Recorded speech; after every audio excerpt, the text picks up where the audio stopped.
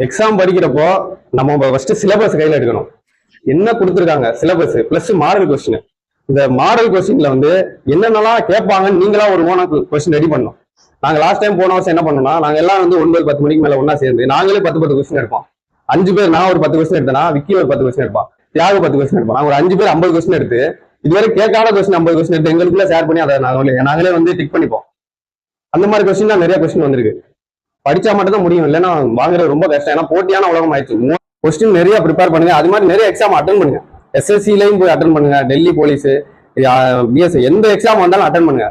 ஏன்னா அப்பதான் ஒரு பயம் போகும். இப்போ கம்ப்யூட்டர் பேஸ்டு எக்ஸாம்னா வந்து டைமிங் தான், அந்த ஒரு நிமிஷத்துக்கு ஒரு கொஸ்டின். அப்போ அந்த டைமிங் உங்களுக்கு அங்கே கிடைச்சா மற்ற எக்ஸாம் யூஸ்ஃபுல்லா இருக்கும்ல. அதனால நிறைய எக்ஸாம் அட்டன் பண்ணுங்க. நான் பண்ணேன் sir, Delhi police, SSC GD கூட நான் 2024 கிளியர் பண்ணிட்டு பிசிக்கலும் கிளியர் பண்ணியிருந்தேன்.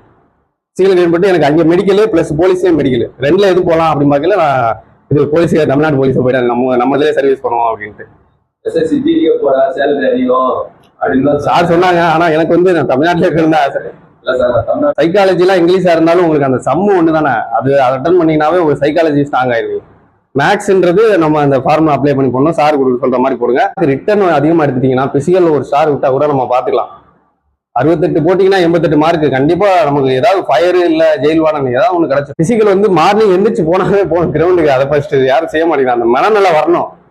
இல்லைன்னா மாடல் இருந்தா தானே நம்ம யோசிக்கணும். நல்ல மார்க் எடுத்துட்டா நம்ம ஏன் யோசிக்க, அடுத்த எக்ஸாம் படிச்சுட்டு போயிட்டே இருக்கலாம். சார் வந்து கண்டிப்பா ரொம்ப நல்லா நடக்கும். எங்களுக்கெல்லாம் கொடுத்து வைக்கல. சார் எப்போதான் வருவாங்க. 3 நாள் கிளாஸ்னா ஒரு நாள் வருவார், இல்லைன்னா அது வர மாட்டேன்.